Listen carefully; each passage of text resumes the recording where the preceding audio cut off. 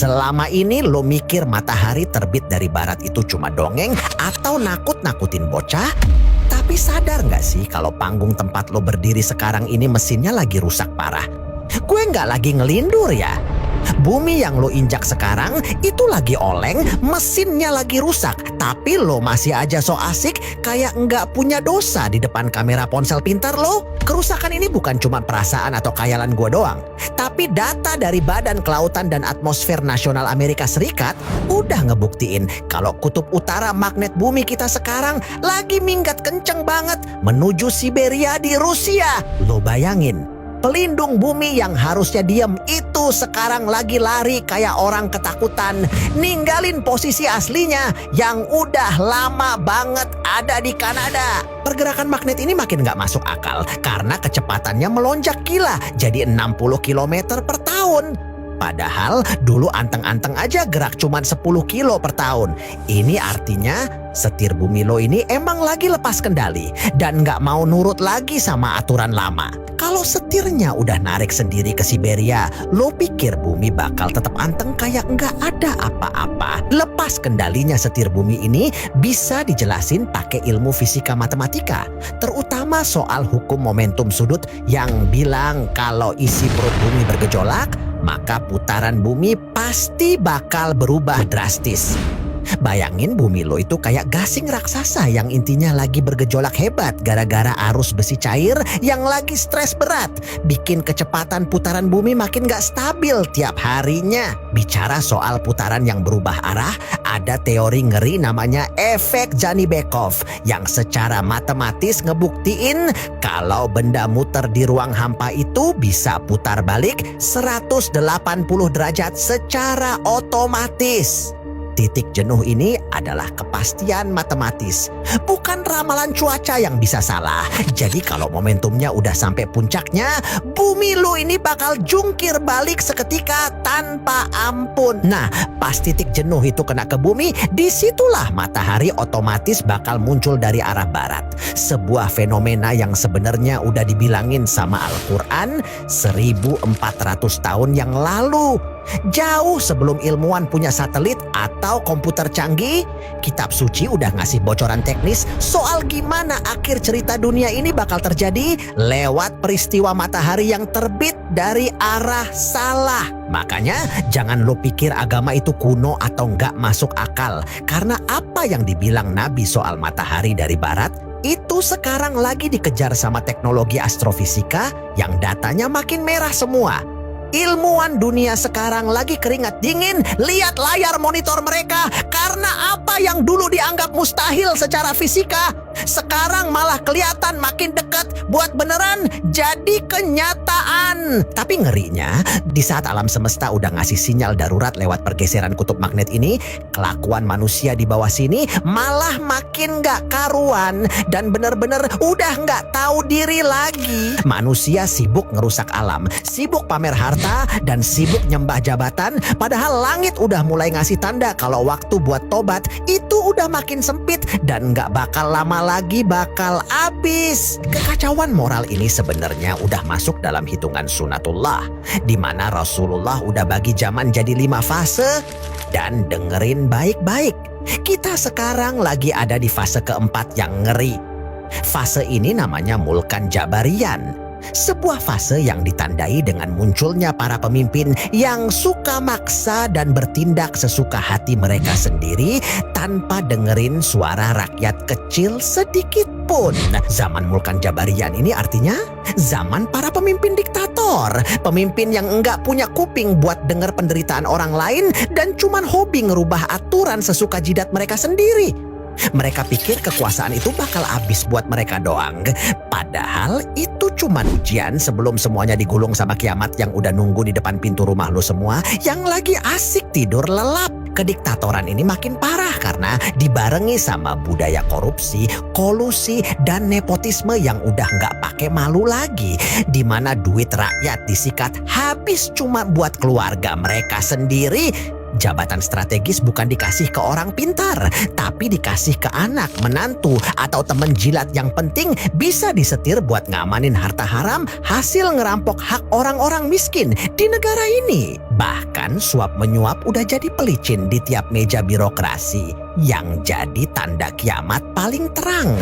Karena amanah udah dikasih ke orang-orang yang urat malunya udah beneran putus total. Mereka nggak takut lagi sama Tuhan. Mereka cuma takut kalau nggak dapat jatah proyek. Atau kalau posisi mereka digeser sama orang lain yang lebih jago jilat atasan daripada mereka yang sekarang lagi berkuasa. Lo harus sadar kalau kehancuran moral pemimpin itu selalu sinkron sama kehancuran alam secara teknis lewat hukum aksi reaksi atau hukum ketiga Newton yang berlaku di skala makro. Bumi itu sistem termodinamika yang sensitif terhadap gangguan frekuensi rendah dari aktivitas manusia.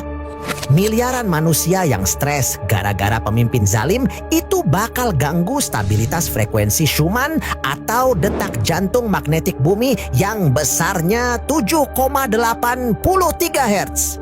Secara fisik, kekacauan sosial kayak korupsi dan kediktatoran itu ningkatin derajat entropi atau ketidakteraturan sistem planet kita.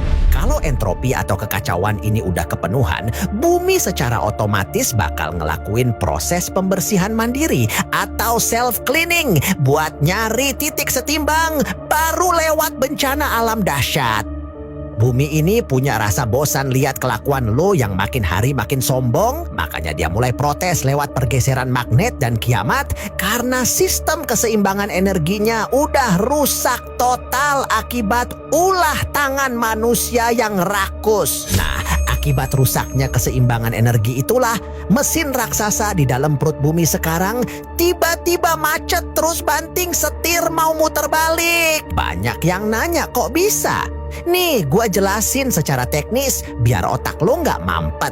Penyebab utamanya karena bumi kita lagi ngalamin keberatan beban energi negatif gara-gara ulah rakus manusia dan panas yang nggak merata di perut bumi. Bayangin bumi lo itu kayak gasing raksasa yang di tengahnya ada bola besi padat. Nah, bola ini harusnya muter stabil karena didorong sama cairan besi panas di sekelilingnya.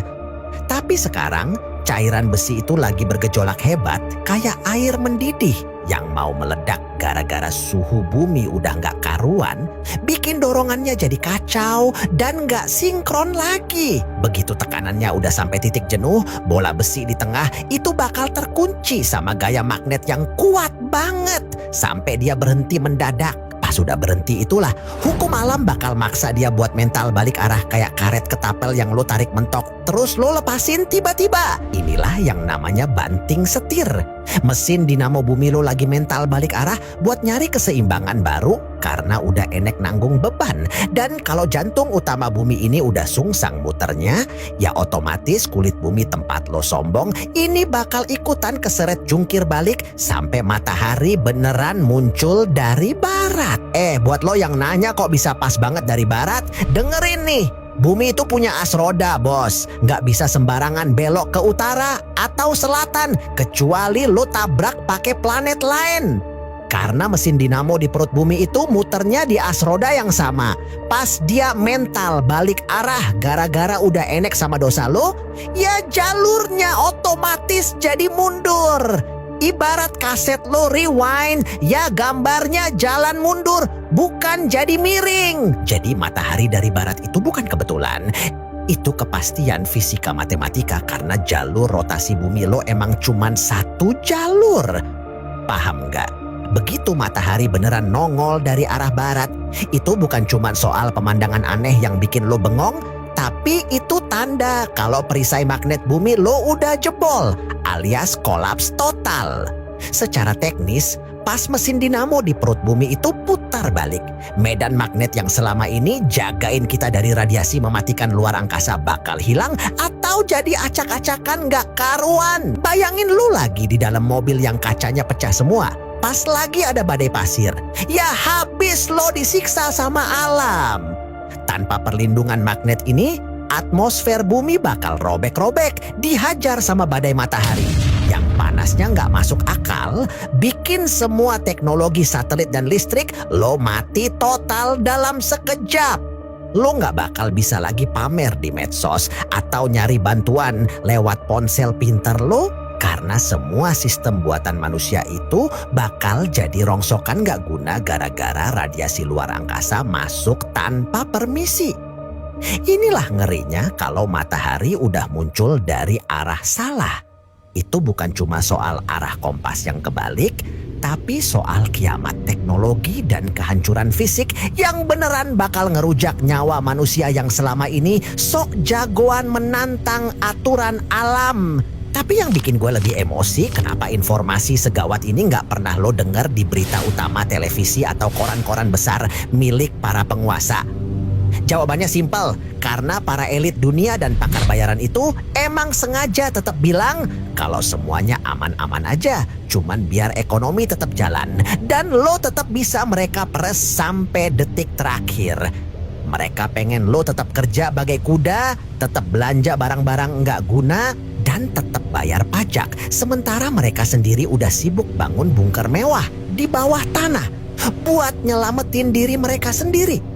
Lo itu cuma dianggap angka atau sapi perah di mata mereka. Makanya mereka nggak mau lo panik dan berhenti jadi konsumen setia mereka sebelum kiamat beneran datang ngegulung semua harta mereka. Secara teori konspirasi yang masuk akal, mereka itu menutup-nutupi data satelit yang asli biar lo tetap bego dan tetap bisa disetir buat kepentingan kursi kekuasaan mereka. Yang sebentar lagi juga bakal jadi debu nggak berharga.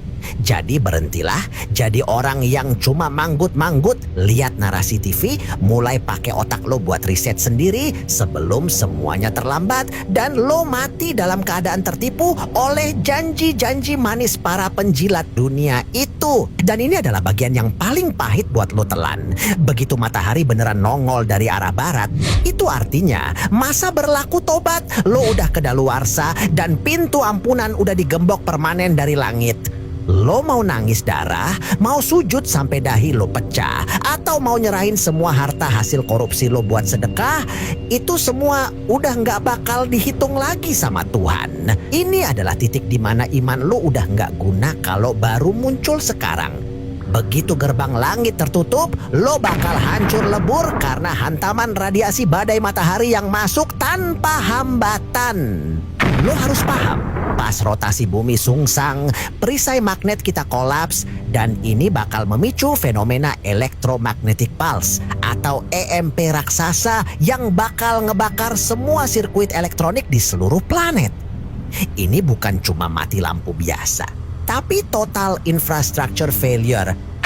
Trafo listrik meledak, satelit navigasi GPS mati, dan seluruh server perbankan dunia bakal hangus terbakar radiasi. Kota-kota besar itu cuma punya cadangan pangan buat 3 hari doang, bos. Begitu sistem distribusi logistik mati total, gara-gara navigasi dan mesin digital nggak berfungsi, otomatis bakal terjadi supply chain collapse atau putusnya rantai pasok kebutuhan hidup. Lo nggak bakal bisa lagi narik duit atau beli beras pakai aplikasi, karena di detik itu peradaban modern kita balik lagi ke zaman batu dalam hitungan jam. Inilah kehancuran sistematis yang bakal terjadi. Hukum nggak berlaku lagi karena aparat pun bakal fokus nyelamatin nyawa keluarga mereka sendiri, ninggalin lo dalam kondisi anarki total di mana uang dan jabatan nggak lebih berharga dari segelas air bersih. Kalau lo pikir penjelasan gue tadi cuma nakut-nakutin, berarti lo mainnya kurang jauh dan literasi lo rendah banget. Nih gue kasih tahu ya.